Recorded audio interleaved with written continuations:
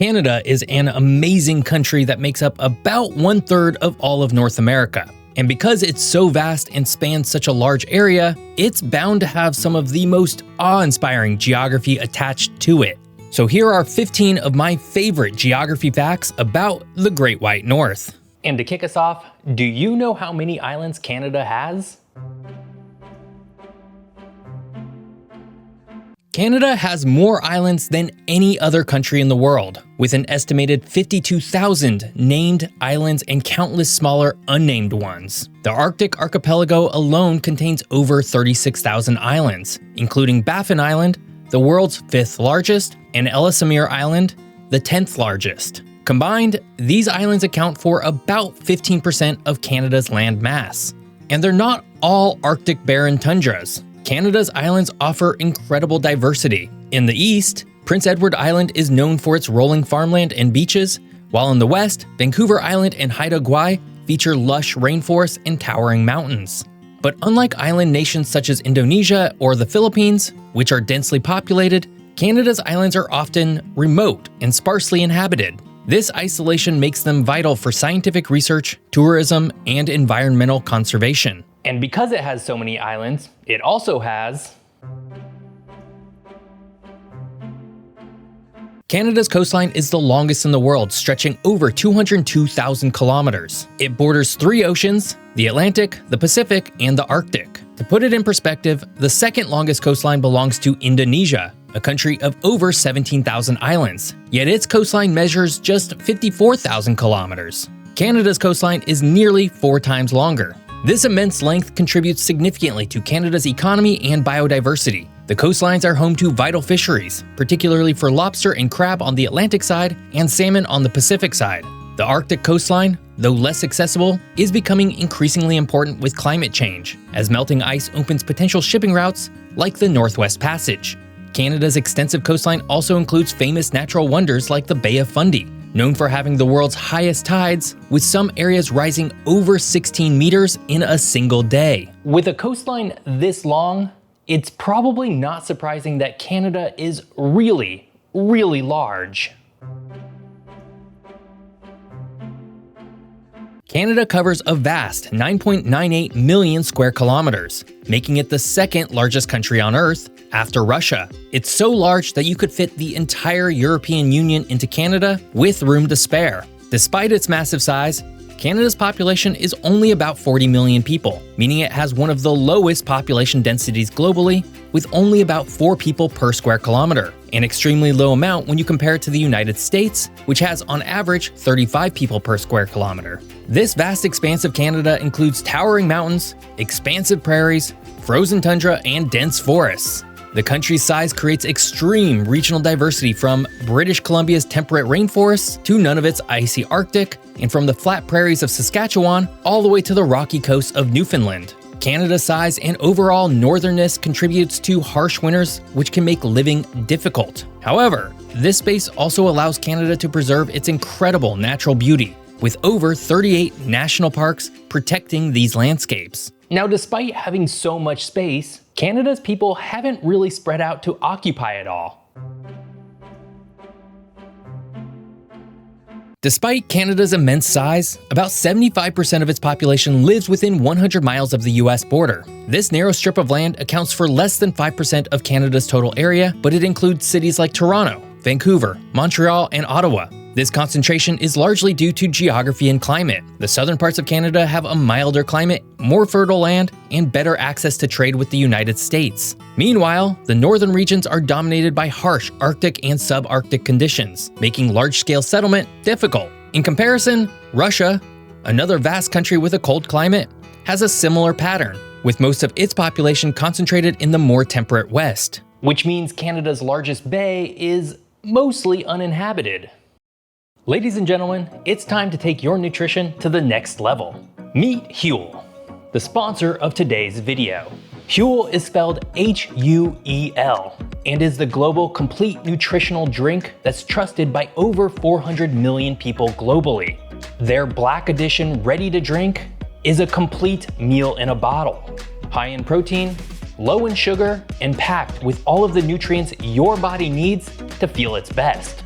And right now, new customers get 15% off and a free gift using my exclusive code at huel.com/Geoff. I'm actually recording this video from the southern tip of Taiwan. And while I love the food here, I still brought this big bag of Huel with me as I travel around the world. Why? Because Huel is a balanced meal, designed by experts to provide my body with all of the nutrients it needs.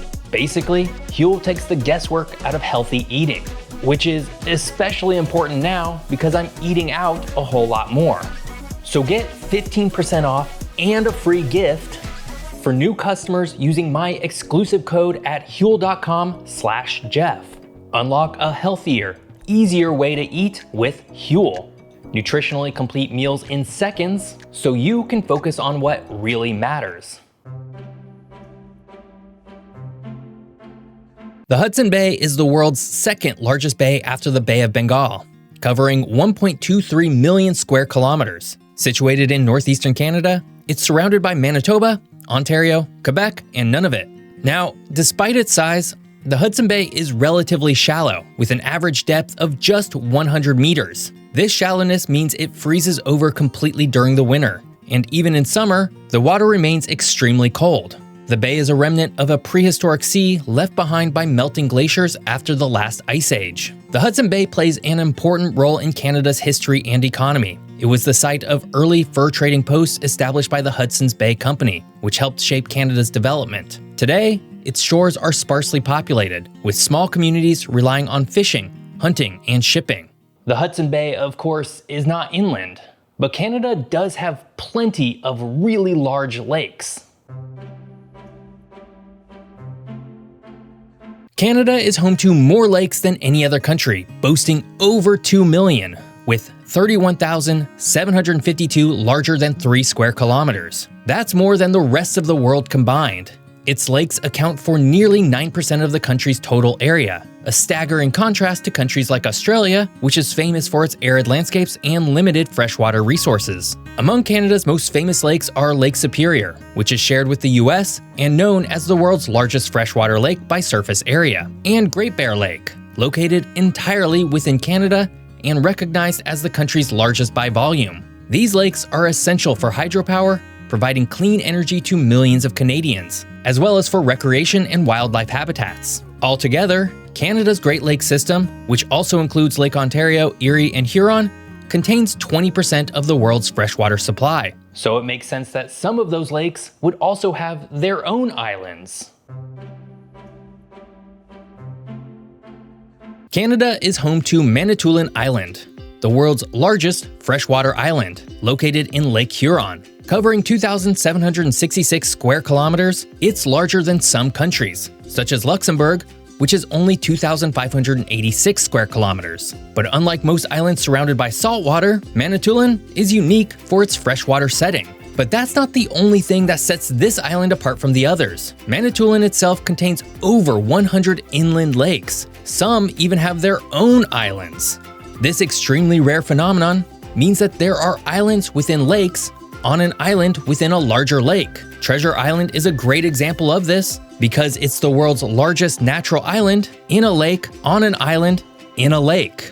Manitoulin Island has a rich indigenous history and remains home to several Anishinaabe communities. Its landscapes feature rolling hills, beaches, and forests, making it a popular destination for outdoor enthusiasts. Boating, fishing, and hiking are common activities, while visitors can also explore cultural sites and learn about the island's First Nation heritage. But this is, perhaps, not even Canada's most famous freshwater island.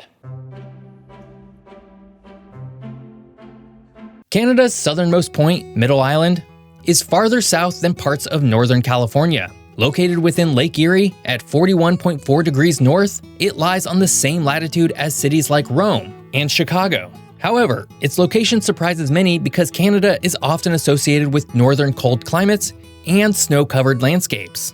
Now, all that said, there are no permanent settlements on Middle Island, as the entire island is a conservation area. So technically, Canada's southernmost point with people would be Pelee Island, just a little north of Middle Island. All in all, not that different and still well south of much of the United States. We've now covered Canada's far north and far south. But what's in the middle? Canada's boreal forest is one of the largest intact forests in the entire world, spanning over 2.7 million square kilometers and stretching from Newfoundland to the Yukon. This biome covers nearly 35% of Canada's land area, making it a critical component of the country's geography and environmental health. The boreal forest is home to iconic species such as moose, lynx, and wolves, as well as billions of migratory birds that nest here in the summer. Its trees, mainly spruces, pines, and firs, also play a vital role in sequestering carbon, helping to mitigate climate change. Canada's boreal forest is larger than those in Russia or Scandinavia, and it plays a crucial role in regulating global weather patterns. Its vastness and importance have earned it recognition as one of the world's most significant ecosystems. Unlike tropical rainforests, which are shrinking due to deforestation, much of Canada's boreal forest remains pristine. However, wildfires are a growing concern for the region as every summer, lightning storms set off large, unmanageable fires. Now, underneath all of those trees is some seriously old rock.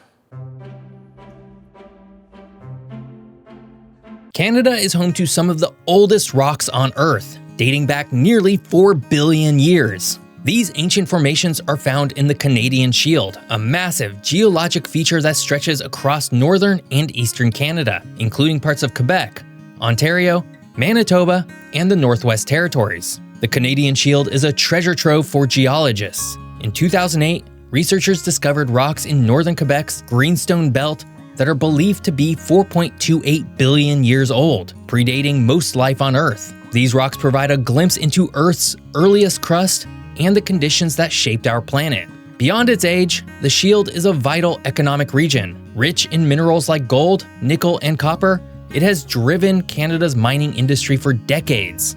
Its rugged landscape, dotted with thousands of lakes and forests, also support tourism and serve as a major carbon sink, absorbing more carbon from the atmosphere than it releases. All that said, the Canadian Shield does not cross Canada's Great Divide. Like with the United States, the Continental Divide runs through Canada's Rocky Mountains, separating the watersheds that flow into the Pacific Ocean from those flowing into the Atlantic Ocean and the Arctic Ocean. The divide stretches from Alaska through Canada, down into the US, and beyond to South America, making it one of the longest hydrological divides in the entire world. In Canada, it's most pronounced in British Columbia and Alberta, where the Rockies create a dramatic natural barrier. Rivers like the Columbia flow west into the Pacific, while the Saskatchewan River system carries water eastward to the Hudson Bay. The divide also plays a role in shaping the ecosystems and weather patterns on either side. For example, the west side of the Rockies is wetter and milder due to Pacific air, while the east side is drier and colder. Speaking of colder, Nunavut, established in 1999, is Canada's largest and newest territory, spanning an enormous 2 million square kilometers, almost the size of Mexico. Despite its size, it has a population of just over 41,000 people, making it one of the least densely populated areas on Earth. Nunavut is primarily inhabited by Inuit communities, who have lived there for thousands of years. The territory was created as part of a land claim agreement that granted the Inuit self-governance and recognition of their cultural heritage. The capital, Iqaluit, is the largest settlement, yet its population is just over 7,000. Nunavut's geography is dominated by Arctic tundra, rugged mountains, and hundreds of thousands of islands. Famous natural landmarks include Baffin Island and the stunning fjords of Ayudik National Park. Wildlife such as caribou, polar bears, and Arctic foxes thrive here. Towering at 5,959 meters, Mount Logan in Yukon is Canada's tallest peak and the second highest mountain in North America after Denali in Alaska. Located within Kluane National Park, the mountain is part of the St. Elias Range, a region known for its rugged beauty and massive ice fields. And despite its already immense size, Mount Logan is still growing by a whopping 0.35 millimeters a year due to the tectonic collision between the Pacific and North American plates. It also holds the record for having the largest base circumference of any non-volcanic mountain, stretching 40 kilometers long, making it a colossal natural wonder. While less famous than Everest or Denali, Mount Logan presents climbers with equally challenging conditions. Temperatures can plunge below -45 degrees Celsius, and storms can last for weeks. These extreme conditions have kept the mountain relatively untouched by human activity. But something that hasn't gone untouched is Canada's vast oil reserves. This might sound surprising, but Canada ranks among the world's top oil producers, holding the third largest proven oil reserves globally after Venezuela and Saudi Arabia. Most of Canada's oil is found in the Athabasca oil sands in Alberta, a vast area containing an estimated 165 billion barrels of recoverable oil. But unlike conventional oil reserves, much of Canada's oil is in the form of bitumen, a heavy, viscous form of crude oil that requires extensive processing. The oil sands have been both an economic boon and an environmental challenge. Alberta's oil industry generates billions in revenue and supports thousands of jobs, but it's also criticized for its high carbon emissions and impact on local ecosystems. Canada's oil exports are primarily sent to the United States, making it the largest foreign supplier to the US. Despite this, Canada's oil industry faces challenging in diversifying its markets, as pipeline expansions like the Trans Mountain Project face political and environmental hurdles. Finally, Canada spans 6 primary time zones, making it one of the most time-diverse nations on Earth. From Pacific time in British Columbia to Newfoundland time in the Far East, Canada's time zones reflect the sheer vastness of its geography. Newfoundland is particularly unique as it operates on a half-hour offset, a quirk shared by only a few other places worldwide.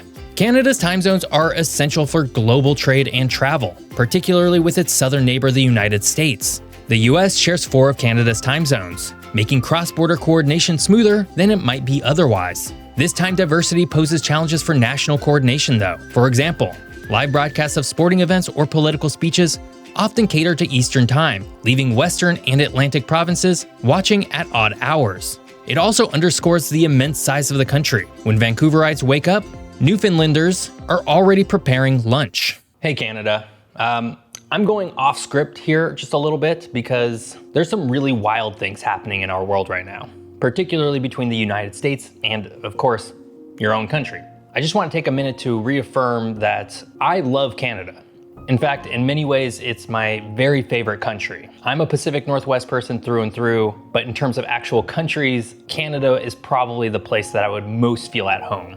I get that there's a lot of anxiety floating around based on a lot of things that are being said by world leaders who have no reason to say those things. And I understand that a lot of Canadians are feeling a lot of distrust and hurt by the way that their former friend, the United States, is talking about them. I guess all that I can say at this moment in time is that I fully believe in a free and independent Canada. I love Canada, and if I have anything to say in the matter, Canada will remain free forever. I hope you guys enjoyed this video. If you did, please subscribe to the channel and like the video. If you want to follow me around the world as I travel, this week I'm in Japan. You can follow that right here. Otherwise, I'll see you next week.